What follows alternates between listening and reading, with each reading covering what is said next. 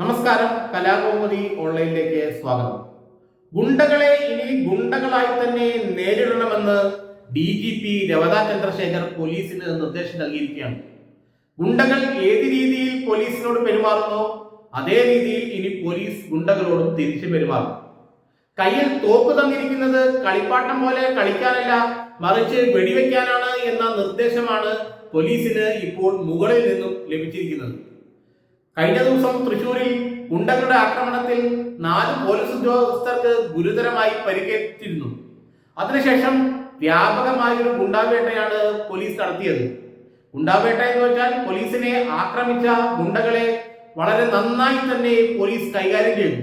കൈകാര്യം ചെയ്തതിന്റെ ഫലം അവർ പുറത്തിറങ്ങി ആശുപത്രിയിലേക്ക് പോകുമ്പോൾ ചാനലിലൂടെ എല്ലാവരും വിശദമായി കണ്ടതുമാണ്.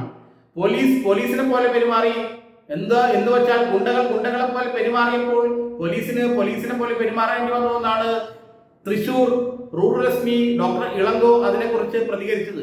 ഇനി കേരളത്തിലെ എല്ലാ ജില്ലകളിലും ഗുണ്ടകളോട് യാതൊരു മൃദു സമീപനവും വേണ്ട എന്ന നിലപാടിലാണ് DGP രവതാ ചന്ദ്രശേഖർ.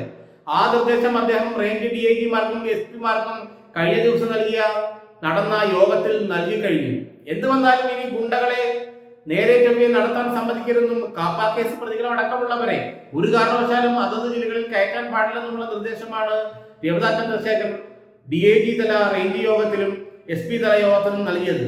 വേണമെങ്കിൽ ഗുണ്ടകൾ അക്രമോത്സകരായാൽ തോക്കെടുത്ത് വെടിവെക്കാൻ ആരുടെയും അനുവാദം ആവശ്യമില്ലെന്നും അതിന് പോലീസ് മാനുവലിൽ കൃത്യമായ നിയമങ്ങളുണ്ടെന്നും ഇവരെ കൈകാര്യം ചെയ്യാൻ യാതൊരു മടിയും വേണ്ട എന്നുള്ള നിർദ്ദേശമാണ് രവതാ ചന്ദ്രശേഖർ പോലീസിന് കഴിഞ്ഞ ദിവസം നൽകിയത്.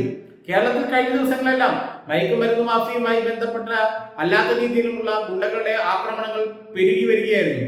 എല്ലാ ജില്ലകളിലും ഗുണ്ടകൾ ക്രമസമാധാന നിലയ്ക്കും സ്വൈര ജീവിതത്തിനും ഭീഷണി ഉയർത്തിയെന്ന് മാത്രമല്ല പോലീസിനെ തന്നെ കൈകാര്യം ചെയ്യുന്ന അവസ്ഥയിലേക്ക് എത്തുകയും ചെയ്തു. പോലീസിനെ നടുറോഡിലോട്ട് തള്ളുന്ന ഗുണ്ടകളുടെ വിഷ്വലുകൾ എല്ലാ ചാനലുകളിലൂടെയും പ്രചരിക്കുകയും ഉണ്ടായി. ഇതോടെയാണ് പോലീസ് ഒന്ന് സടകുടഞ്ഞ് എഴുന്നേറ്റത്.